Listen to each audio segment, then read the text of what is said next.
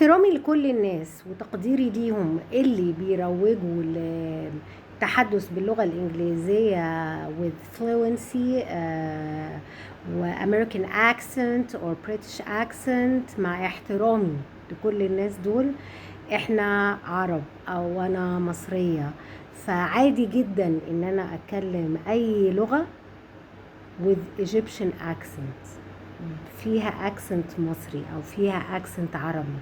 لا هو عيب ولا هو حرام ولا هو هيقلل منك ولا اي حاجة، مهم ان كلامك يبقى مفهوم.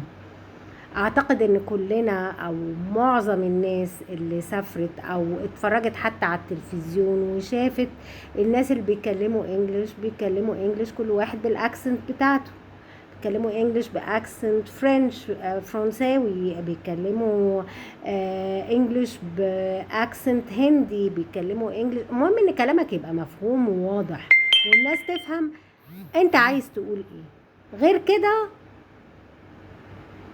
هاتش ومعرفش، بحسه بالنسبة لي هاتش، معلش سامحوني، ولكنه رأي شخصي، مع اني بدرس انجليش، بس ما فيهاش مشكلة لو اتكلمت بشوية اكسنت، يعني عادي، ما اجرمتش الحقيقة.